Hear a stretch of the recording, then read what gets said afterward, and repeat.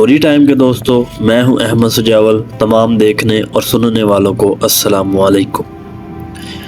ایک ایسی کراماتی تابوت جسے حاصل کرنے والا دنیا فتح کر سکتا ہے، وہ تابوت جس کی تلاش میں آج تک یہودیوں نے ہزاروں مقامات کھود ڈالے۔ اس تابوت میں ایسی کیا چیز رکھی ہے؟ یہ تابوت تاریخ میں کس کے پاس تھی اور اسے قیامت سے قبل کون حاصل کرے گا؟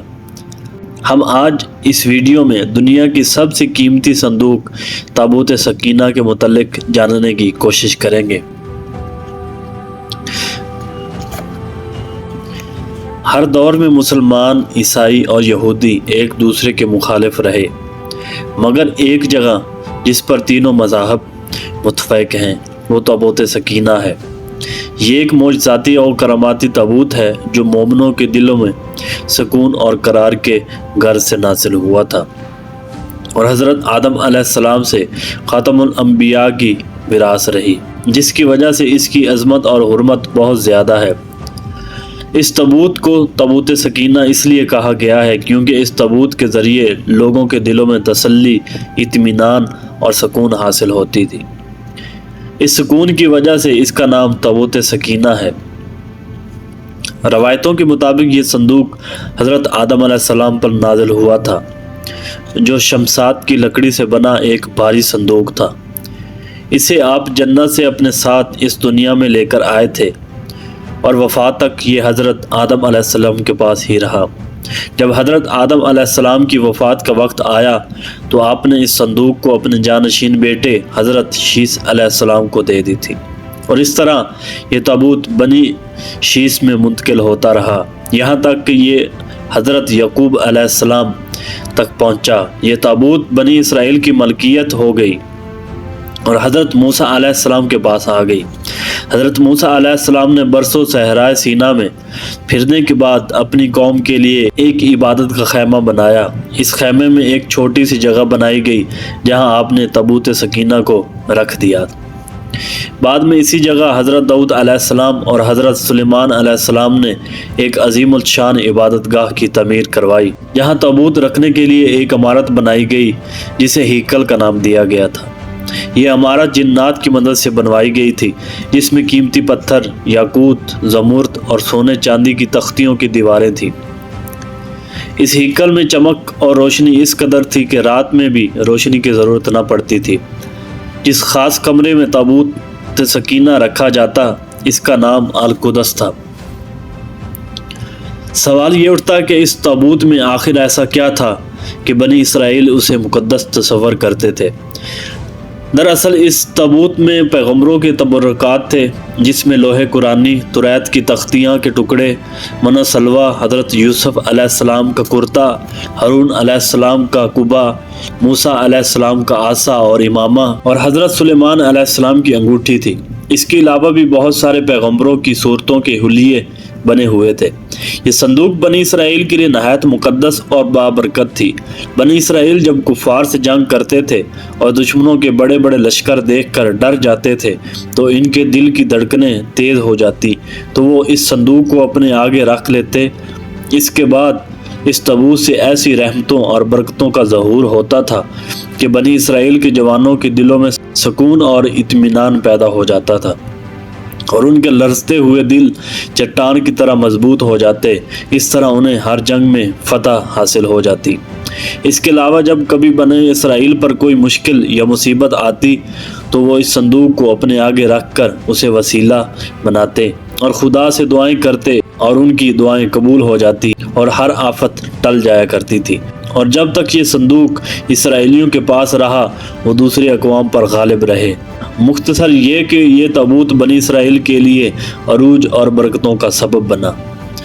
مگر جب بنی اسرائیل طرح طرح کے گناہوں میں ملوث ہو گئے اور ان لوگوں میں سرکشی اور کفر کا دور آ گیا تو ان کی بدعمالیوں کی نحوست سے ان پر خدا کا غضب نازل ہو گیا، اور قوم عمالقہ کے کفار نے ایک لشکر جرار کے ساتھ ان لوگوں پر حملہ کر دیا، اور ان کافروں نے بنی اسرائیل کا قتل عام کر کے اور ان کی بستیوں کو تخت و تاراج کر ڈالا، عمارتوں کو توڑ پھوڑ کر سارے شہر کو تہس نہس کر دیا، اور اس مقدس تابوت کو بھی اٹھا لے گئے، اور انہوں نے اس مقدس صندوق کو نجاستوں کے کوڑے خانہ میں پھینک دیا۔ لیکن اس بے ادبی کا قوم عمالقہ پر یہ وبال پڑا کہ یہ لوگ طرح طرح کی بیماریوں اور بلاؤں میں مبتلا کر دیے گئے۔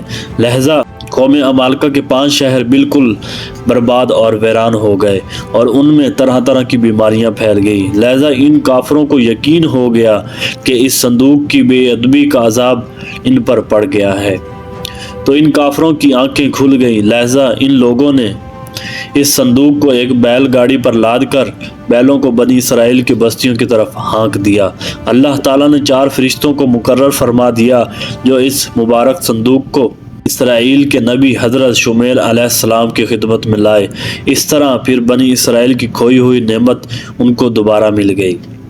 جیسے ہی یہ تابوت بنی اسرائیل میں دوبارہ واپس آئی، ان کی کھوئی ہوئی وقار پھر سے واپس لوٹ آئی۔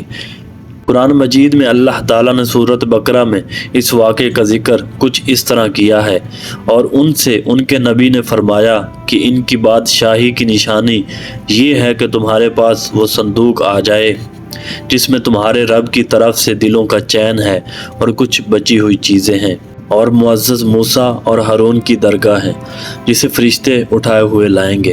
بے شک اس میں بڑی نشانیاں ہیں تمہارے لیے اگر ایمان رکھتے ہو تو۔ لیکن یہودی قوم ایسی سرکش قوم تھی کہ وہ ہر زمانے میں کسی نہ کسی برائی میں مبتلا ہو جاتے تھے۔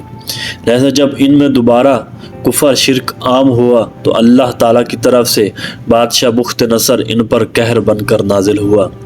بخت نصر نے یروشلم پر حملہ کر دیا اور اس شہر کو مکمل طور پر تباہ کر ڈالا اور اس کو آگ لگا دی، اور 5 سے 6 لاکھ یہودیوں کو قتل عام کر دیا۔ ان تباہیوں کے نتیجے میں تابوت سکینہ کہیں غائب ہو گیا اور آج تک اس کا کوئی نشان نہیں ملا۔